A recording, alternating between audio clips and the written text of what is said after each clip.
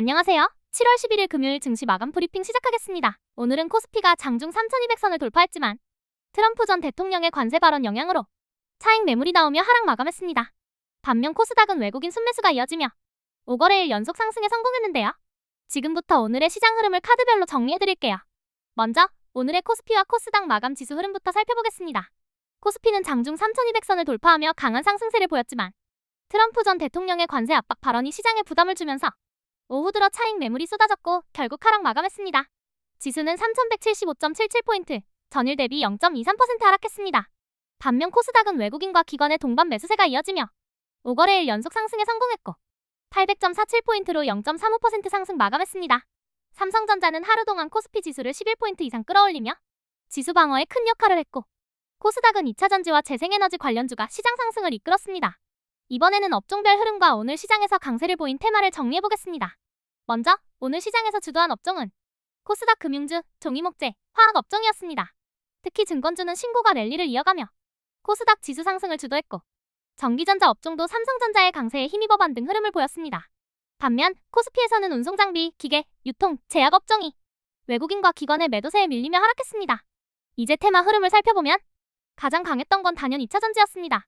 테슬라와 SK용 관련 호재가 전해지며 LNF, 이녹스, 포스코퓨처엠 등이 급등했고 HBM 반도체 기대감이 이어지면서 SK하이닉스와 제너셈 등도 상승 흐름을 보였습니다. 또한 정부의 아리백 산업단지 발표로 태양광과 친환경 관련주들이 강하게 반응했고 자사주 소각 의무화 관련 법안 발의 소식에 자사주 비율이 높은 기업들로 수급이 몰렸습니다. 이외에도 비트코인 최고가 경신, 스테이블코인 제도와 기대감 등 글로벌 이슈와 연결된 테마들도 시장 내주도 흐름을 만들었습니다. 이제 오늘의 주요 특징주 흐름을 테마별로 정리해보겠습니다. 먼저 반도체와 AI 테마입니다. SK하이닉스는 엔비디아 HBM 수요 확대 기대감에 힘입어 30만 닉스로 불리는 30만 원선을 회복했고 HBM 장비 기대감이 반영된 제너셈도 강세를 보였습니다. 삼성이 구미에 AI 데이터 센터를 구축한다는 소식에 UNAI, 이스페타시스 등 AI 인프라주도 주목받았습니다. 두 번째는 2차전지 테마입니다. 테슬라 호재와 북미 공급 확대 기대감에 LNF, 포스코퓨처엠, 이녹스 등이 급등했습니다.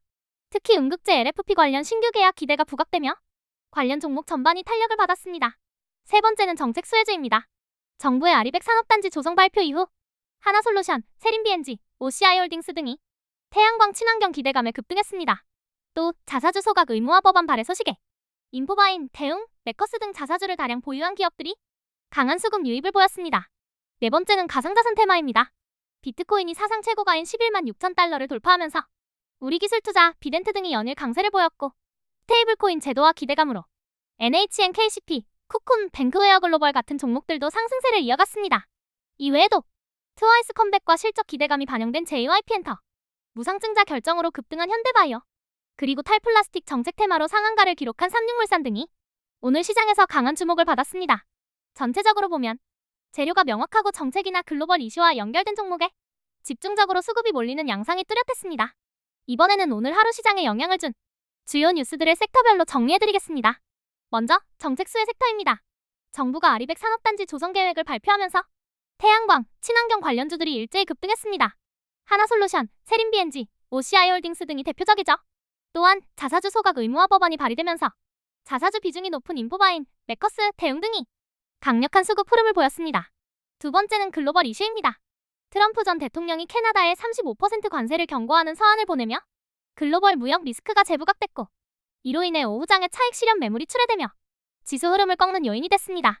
반면 미국발 호재도 있었습니다. 비트코인이 11만 6천 달러를 돌파하며 사상 최고가를 경신했고 가상자산 관련주와 스테이블코인 테마가 연일 강세를 이어갔습니다. 세 번째는 산업 이슈입니다. SK하이닉스는 HBM 기대감에 강세를 보였고 삼성이 구미에 AI 데이터 센터를 추진한다는 보도 이후 UNAI, 이스페타시스 등 AI 인프라 관련주들도 상승했습니다. 마지막으로 개별 기업 이슈도 다양했는데요. 현대바이오는 무상증자 발표로 급등했고 트와이스 컴백과 실적 호조 기대감이 겹친 JYP엔터, 탈플라스틱 정책 수혜주로 부각된 삼육물산도 상한가를 기록했습니다. 결국 오늘 시장은 정책 발표, 글로벌 변수, 개별 이슈마다 강하게 반응하며 종목별 온도차가 뚜렷하게 나타나는 하루였습니다. 마지막으로 오늘의 전략 코멘트와 내일을 위한 힌트를 정리해드리겠습니다.